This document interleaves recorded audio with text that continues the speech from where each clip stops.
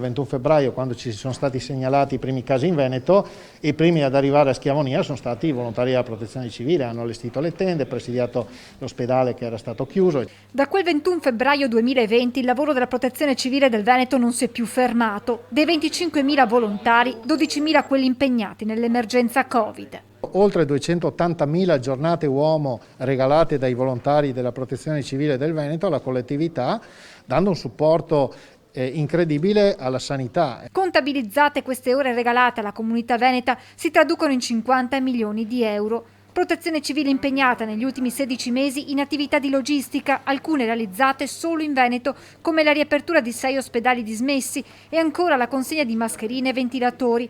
Volontari poi appositamente preparati e impegnati nell'attività di contact tracing o al centralino del numero verde istituito ad inizio emergenza. Uomini e donne impegnati nei punti tampone e nei centri vaccinali. Oggi 500-600 ancora al lavoro negli hub o nella consegna di materiali sanitari.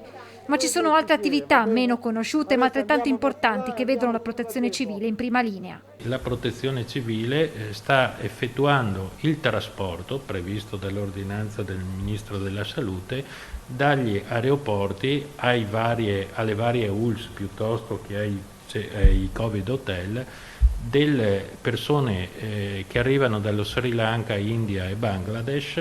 Di questi 16 mesi di emergenza tornano alla mente alcuni fotogrammi. Il ricordo vivo che ho è che quando nella prima settimana abbiamo fatto la raccolta da Rovigo a Padova per le mascherine, l'autostrada completamente deserta. Il fermarsi per la strada e non vedere un veicolo passare. Non c'è stato solo il Covid ad impegnare i volontari. Abbiamo avuto 15 situazioni emergenziali rilevanti in questo anno e mezzo, quindi più o meno una al mese.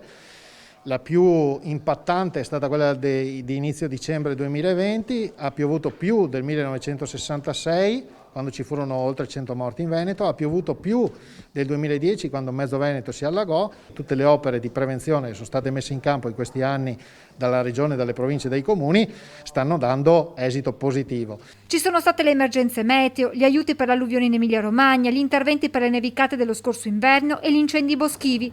Protezione Civile sempre pronta ad intervenire laddove sarà necessario. Abbiamo una parte del Veneto che è a rischio rilevante incendio boschivo e ci sono anche previsioni, soprattutto nelle aree montane, di eventi meteo rilevanti, quindi temporali. Ovviamente noi siamo pronti ad affrontare qualsiasi situazione